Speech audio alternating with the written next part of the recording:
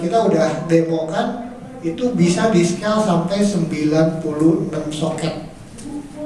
96 soket, atau kalau di kali 12 itu kurang lebih user akses database Oracle ke situ, semua submit query, mungkin yang di running mungkin cuma 10 query, yang lainnya ngantri, 10 query selesai, 10 query lagi ngantri.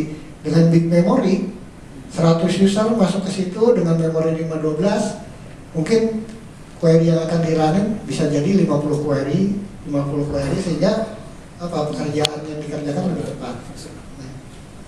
Dan sekarang boleh dilihat lah, kayak Oracle jual mesin dengan memori segitu.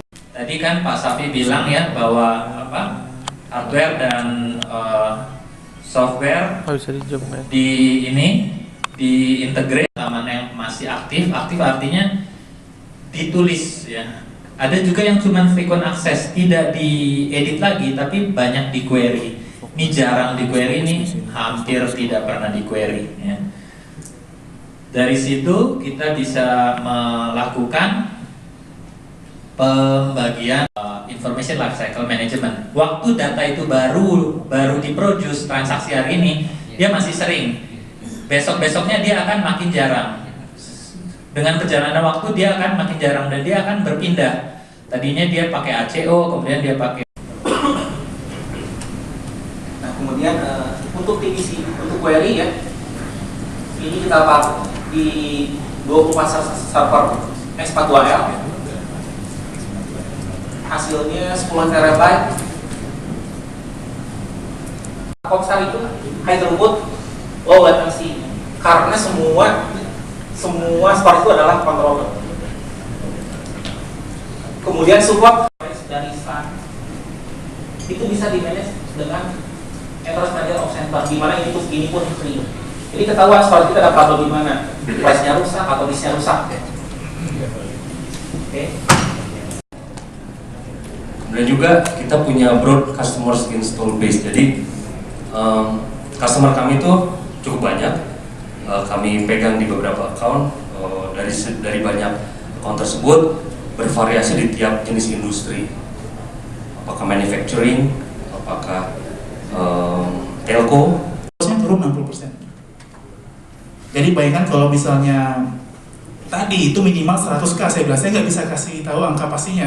Tapi kalau seandainya 100k saja, 60% itu udah 600 juta per tahun kita saving cost-nya. Jadi tiap tahun tuh kita hemat uang 600 juta, dalam waktu 5 tahun udah 3 miliar.